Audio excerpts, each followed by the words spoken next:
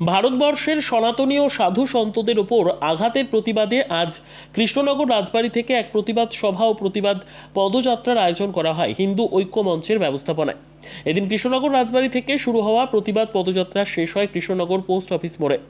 সেখানে এক প্রতিবাদ সভায় প্রতিবাদের ঝড় নেমে আসে প্রতিবাদী সাধু সন্তদের মধ্যে। প্রসঙ্গত গত 18 মে গোঘাটের সভা মঞ্চ থেকে মুখ্যমন্ত্রী ভারত সেবাশ্রম সংঘের কার্তিক মহারাজকে যেভাবে আক্রমণ করেছিলেন তারই প্রতিবাদে গোটা ভারতবর্ষের সাথে সাথে এই বাংলাতেও সোচ্চার হয়েছে বিভিন্ন ধর্মীয় সংগঠন তথা হিন্দু ঐক্য মঞ্চ।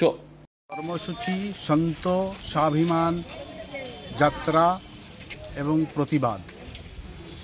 ভারতবর্ষের সনাতন ধর্মের ওপরে চক্রান্ত স্বরূপ যে আক্রমণ পেয়েছে 18 তারিখ থেকে রাষ্ট্রীয় রাজনৈতিক দল পূজ্যপাদ স্বামী প্রদীপ্তানন্দ ওরফে কার্তিক মহারাজের নাম এবং তার সংগঠন সহ ভারত সেবাশ্রম সংঘ, রামকৃষ্ণ মিশন এবং ইসকনের নাম করে যে অপমান এবং নক্কারজনক পরিস্থিতির সৃষ্টি করেছে তার প্রতিবাদে আমাদের আজকের এই যাত্রা।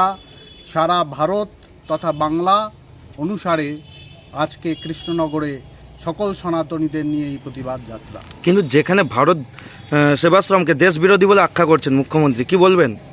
সেটাই আমি বললাম, দুর্ভাগ্যজনক। ভারত সেবাশ্রম সংঘের ইতিহাস শতাধিক বৎসরের পুরনো, যারা দেশ এবং দশের জন্য জাতি, ধর্ম, বর্ণ নির্বিশেষে সমাজ কল্যাণ, শিক্ষা, দাতব্য চিকিৎসালয় এবং প্রাকৃতিক দুর্যোগে নিরলস কাজ করেন। সুতরাং নিশ্চয়ই বোঝার বিষয় আছে।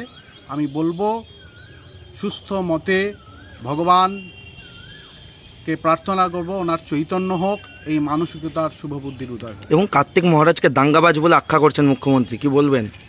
ভাষা নেই এ প্রতিবাদের। আপনার নাম? আমি জগদ্ধাত্রী দাস, আমি বিশ্ব হিন্দু পরিষদের সদস্য, সন্ত প্রমুখ, বঙ্গ।